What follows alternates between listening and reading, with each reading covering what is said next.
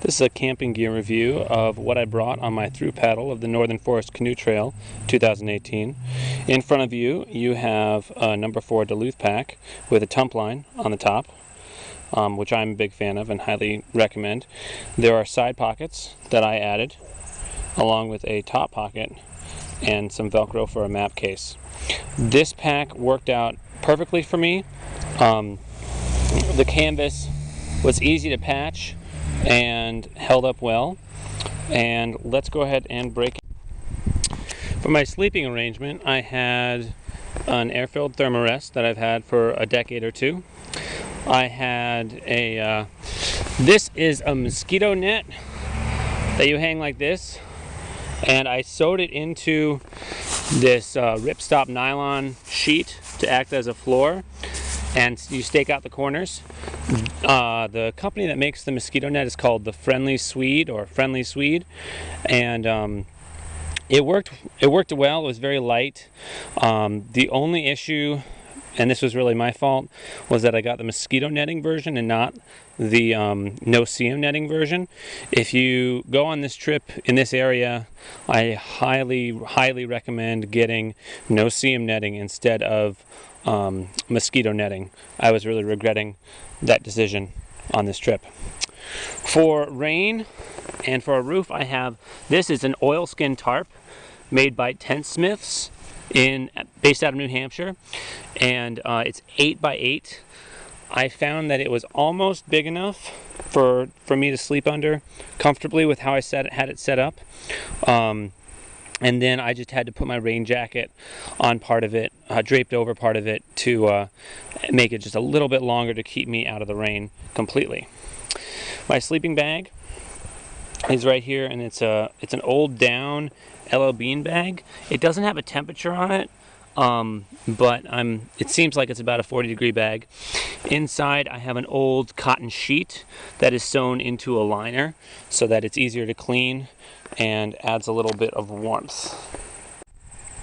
These are most of the clothes that I brought, and what I wore every day pretty much was this, which is the Elite Bug, the original bug shirt, the Elite Edition, and with no seam netting, and this fabric is helps against the sun and bugs can't bite through it. It's got cinches on the sleeves.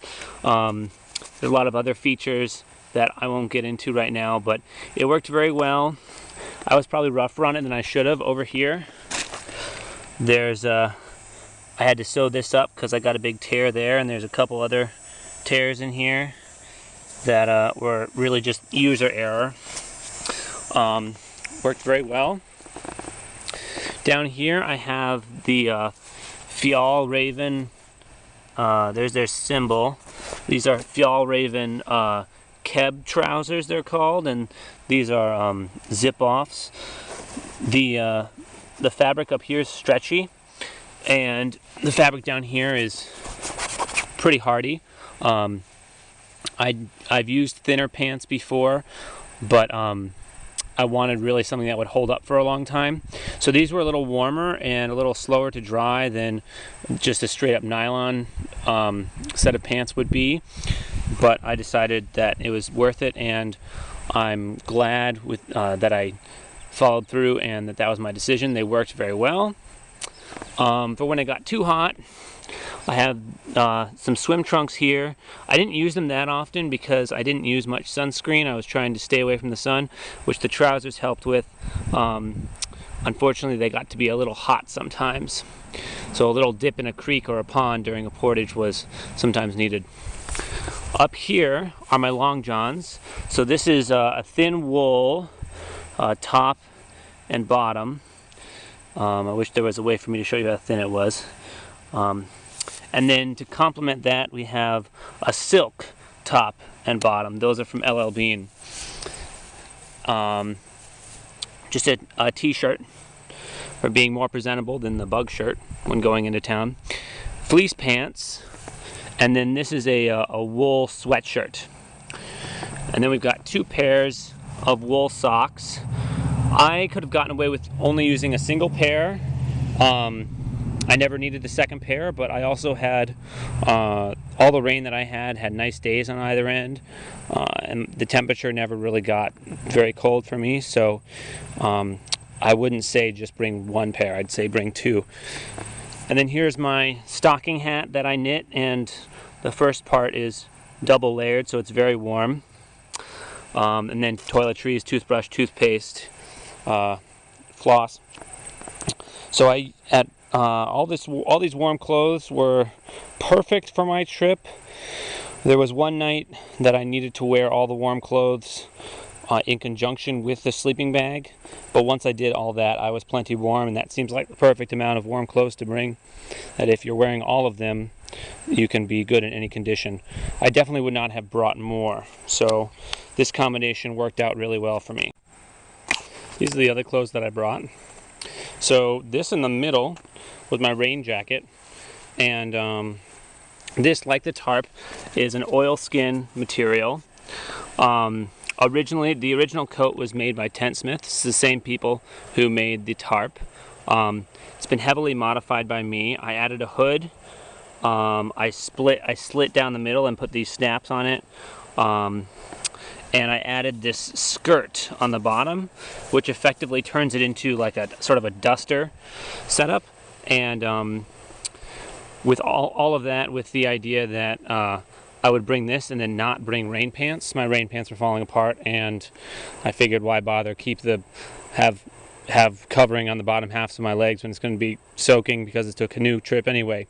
So this worked really well. It was pretty heavy. It's actually heavier than the 8x8 tarp was. Again, I think that was because over the years I put so much waterproofing on that it's a little excessive. But the coat itself worked great when I needed it. Okay, over here, so these were my camp shoes, and these are elk skin or elk hide and boar hide moccasins given to me by a friend, and they fit perfectly. There's a little hole in the first sole here, but the second sole of the boar hide is fine. Very comfy in camp. The bottoms are still a little wet because it's leather, of course, but really nice to change into.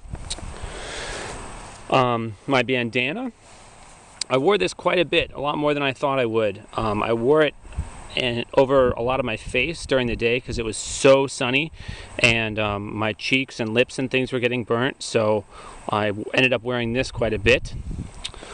My leather gloves, I wore these in similar settings. So this was if I was paddling and it was really sunny, I would often be wearing these because again, I don't like to use sunscreen that much, and this is the only way to keep my hands from burning. They're also good for handling hot things like my pots and stuff, and occasionally I had to use them for bugs. Over here, so these are Keen sandals that I got right before the trip.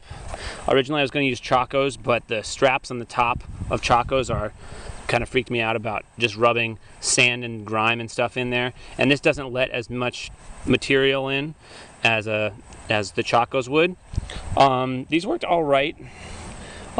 This area kept coming out, and so you can see I actually stitched this back on both sides on both shoes, and it's starting to come out again anyway. So these were adequate. They let a lot of stuff in the back, which would then work its way up to the toes. So yeah, adequate. I don't know if they would have another trip of this length in them, and next time I may look harder for a water shoe that would work better. Up here we have a Tilly hat. Many of you may be familiar with the company. There's some waterproofing on it, some wax and oil, which has helped a little bit, I guess, but I was wearing that almost all the time. For sun or rain, it helped in both. Yeah, really good product. So this is my food setup.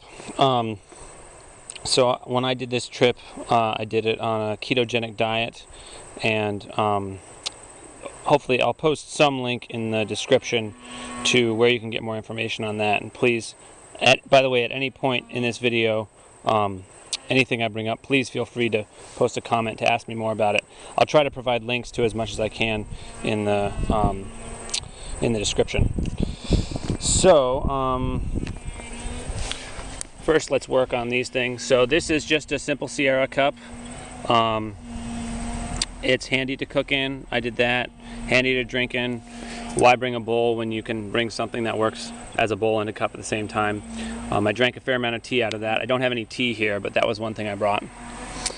Over here, we've got two 2-liter Clean Canteen steel water bottles. And these were great. I've used them on a bunch of trips. So that gives me a gallon of water combined. I boiled my water for this trip, so at times where I didn't have a tap available to get treated water,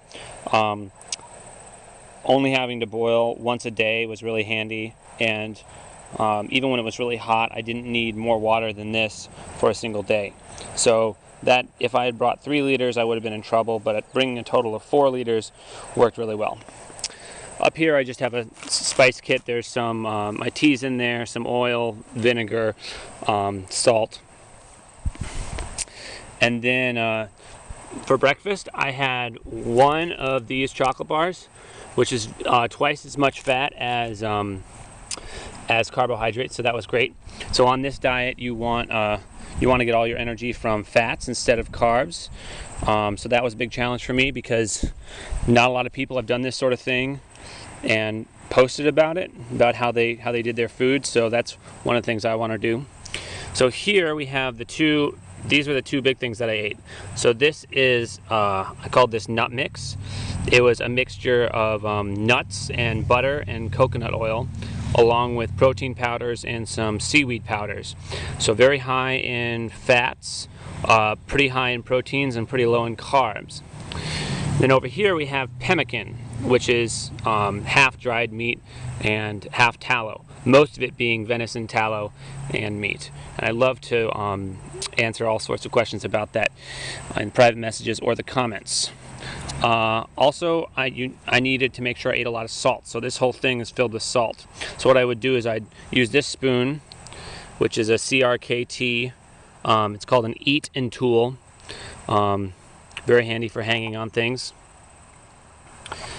And I'd fill this container, which is about 1.3 cups. So I'd fill it up about a cup's worth of the nut mix, about a cup's worth of the pemmican every day, and the chocolate bars, and then some dried seaweed that I brought was enough food for me every day for this trip. Also, while we're still on the food, so that was enough for me for one day. So this container and this container, they would last me combined about 10 to 12 days is what I could get away with. More leaning towards the 12 days. So, and the weights of the pack without the food and with the food, and how much the food weighed, I will include later in this video. But part of the idea with going all fat instead of the carbs is that you can really cut down on the weight that you have to have per calorie. I just weighed everything, and the pack without the food comes out to 66.4 pounds. The pack with the food, which is shown here, the nut mix, the pemmican, and the chocolate, comes out to 79.2 pounds. So that's roughly 13 pounds of food that's here. This is 16 cups. This is 10 cups. So obviously I ended up eating more nut mix over the course of my trip, or 10 days or 12 days, than the pemmican.